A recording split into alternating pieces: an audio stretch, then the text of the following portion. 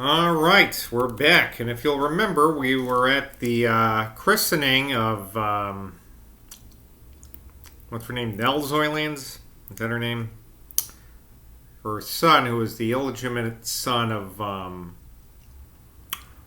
or the out of wedlock son of, is it Sam? Sam Decker?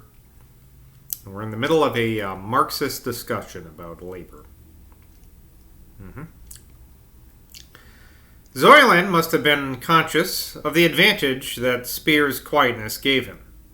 He must have been nourishing a bitter grievance, too, about Eudoxia, and a still deeper one over what his father had just told him with regard to the sale, for he now cried out quite uncivilly, "Bosh! Rats!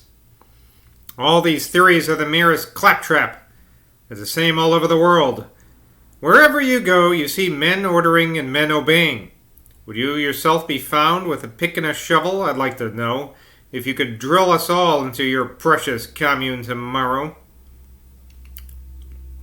A humorous smile flickered across Dave's face at the mention of the word commune. They little guess, he thought to himself, how near they are to a commune in Glastonbury. If you'll recall, the Marquis of P sold property to the communists now. But before he could reply, Lady Rachel had leapt into the breach. "The point you're entirely slur over, Will," cried the young girl, quoting with a touching faithfulness to her lover a paragraph in next Saturday's Wayfarer, "is whether these laborers would prefer working for a single individual like Philip Crow or working for themselves. That's to say, for the community." "Well said, Lady Rachel," murmured Mr. Spear. There were actual tears in his eyes as he looked at her. So delighted was he to find how far she had traveled along the path since he had last talked with her. I don't remember them ever talking before, so. "Well said, little traitor," mimicked Zoyland. "If you'd think a little more and shout a little less, Will, it would be a good thing," retorted his half-sister with a red flush on her cheeks. "What she said is unanswerable," remarked Dave Spear sternly.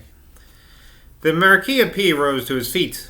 "Will," he said in a low, slow, drawling voice, "I wish you'd be so good as to tell the sergeant to put my horse in and bring him round." He then turned politely to Nell, fumbling for a minute in the pockets of his coat, and finally producing an object tied up in tissue paper. "I picked up Rachel at the curiosity shop in Glastonbury," he said, "and she helped me to choose this little trifle for the child." That man, that extraordinary individual, who's always there now, took a long time hunting it up. But it's genuine. He said it was rather valuable. It's got our arms on it anyway, which I thought was a rather happy coincidence. However long Mr. Evans may have taken in finding the object referred to, he certainly hadn't taken very long in tying it up. For as Lord P brought it out of his pocket, the tissue paper was already in tatters. It was a tiny little cup, but it was apparently made of gold, and there was a general rush of the company to look at it. Nell made a very pretty, hesitating, upward tilt of her face, and the bastard's father didn't hesitate to take advantage of this. He held her upraised chin gently between his fingers and thumb for a second as he brushed her full lips with his gray mustache. "Bless you, my dear," whispered the old man softly. "Bless you, my dear. After all, it's your mother who are the real workers. It's you mothers who are the real workers." The fuss over the golden cup, which Nell presently, to prevent the portly lady having to struggle up to her feet, placed in Mother Leg's lap, occupied the company sufficiently and laid, like the council's water cart, a cloud of controversial dust until Sergeant Blimp appeared at the back door with the green-wheeled dog-cart.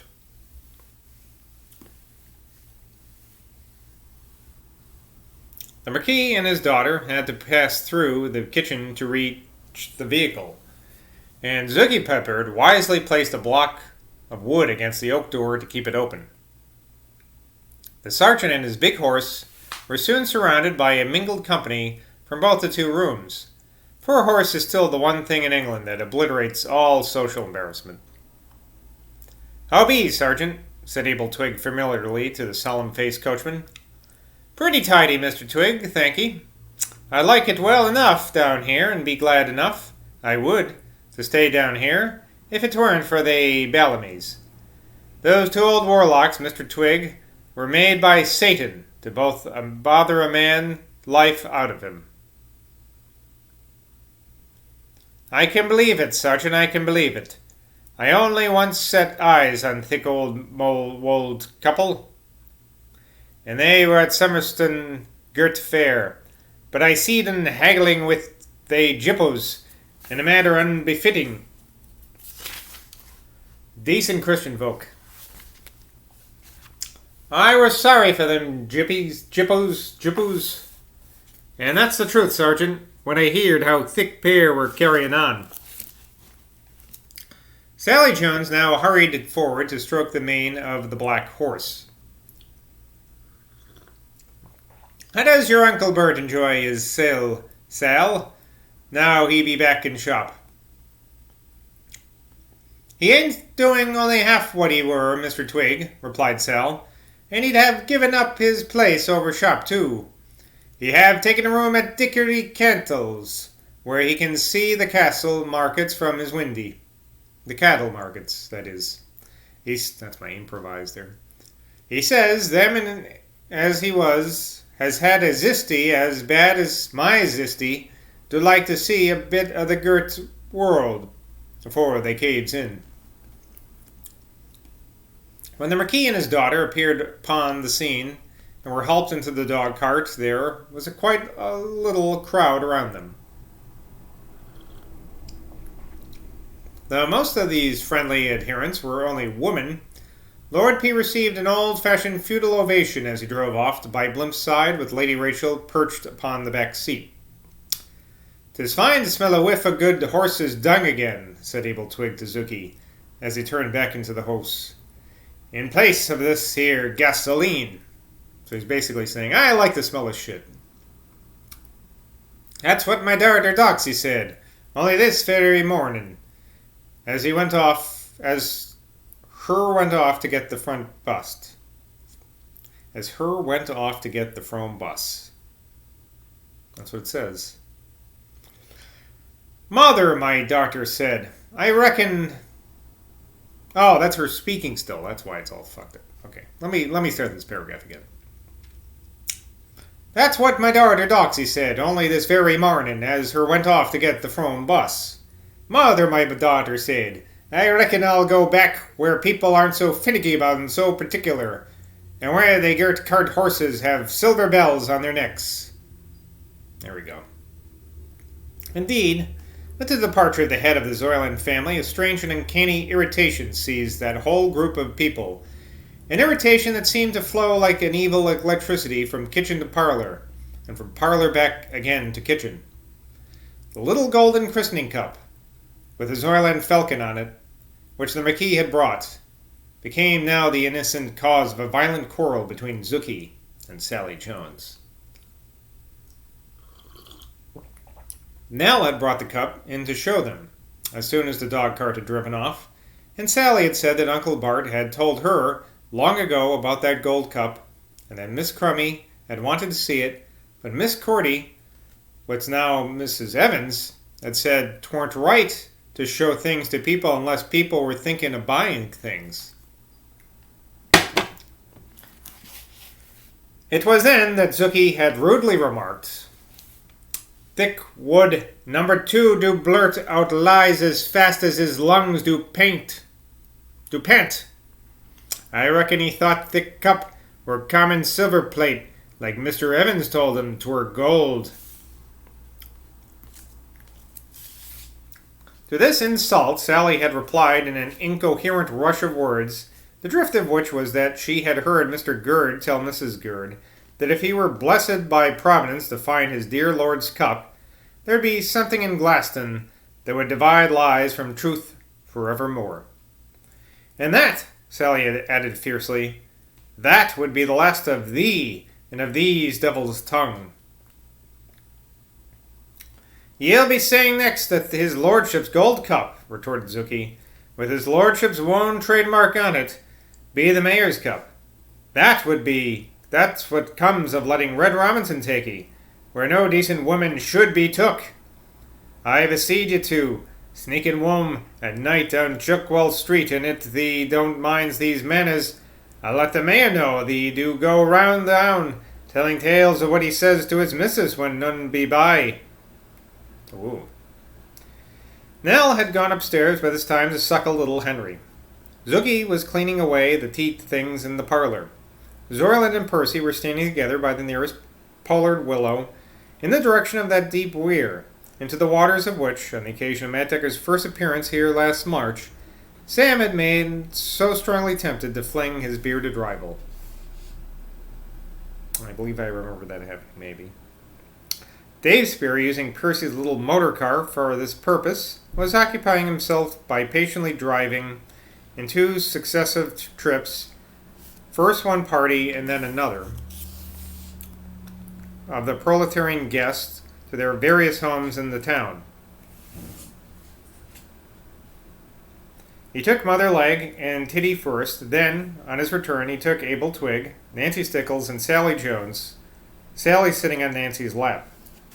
This occupied him altogether, with the inevitable lingering conversations in doorways, nearly a whole hour. And thus it was getting on for 7 o'clock when he finally found himself turning out the lights of his machine on the gravel patch at the back door, upon which lay the wholesome-smelling droppings of the black horse from Mark's court. Entering the kitchen by the well-oiled outer door that Doxy Pippert had found so serviceable, he discovered Doxy's mother laboriously coping with an enormous pile of dirty dishes.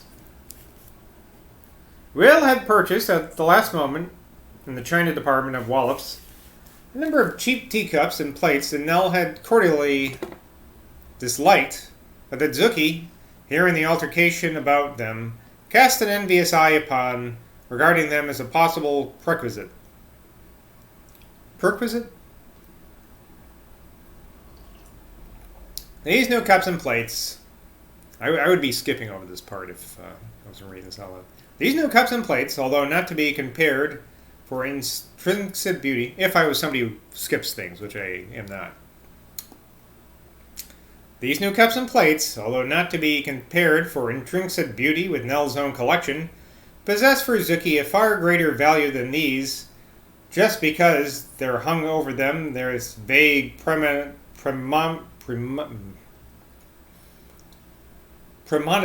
glamour of future ownership.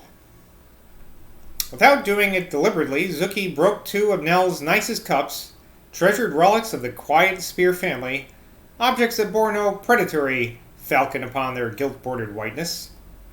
But not one of these new wallop things did she so much as crack, partly because of their sturdier substance, but also because, in her inquisitive mind, they were destined for her own dresser in Bovetown. After standing to chat for a few minutes with Mrs. Pippard, a friendly gesture that was rewarded by several wickedly barbed pieces of information, Parson can't hang over Mrs. long enough when she have child at breast, being one of these, and these pretty lady and the master do seem to like thick dark riverbank, being another, and 'twere wondrous to see how Auntie Leg's eyes did shine when Gold Cup were on lap, being a third. Dave Spear pushed open the door and went into the parlor. Here he found an aura of such forlorn emptiness and hushed sterility that even his vigorous and phlegmatic nerves were affected by it. Nell, or Matt Decker when he went up to Nell, had blown out all the candles save one, and the first thing Dave did was to light two more. All three at his elbow on the table, he sat down to read and to smoke, taking both book and pipe from his own capacious pocket. A treatise upon the lost Atlantis it was that Dave produced, and it interested him as an imaginative picture of an ancient communistic state. Atlantis, apparently. A certain interior feeling, however, of quite another order than any emotional reaction to wife or sister refused to be stilled by his reading. This feeling was that of extreme hunger. Dave had had no lunch, and the thin bread and butter and Scotch scones of their tea had been devoured so quickly by Zoyland and Mr. Decker that before their economic disputes began he had only had a nibble at them. And once launched into his argument, he had naturally forgotten such personal thing as a craving for food. Well, I'm craving food right now, so I think I'll go have some and leave it at that. Until next time, cheers.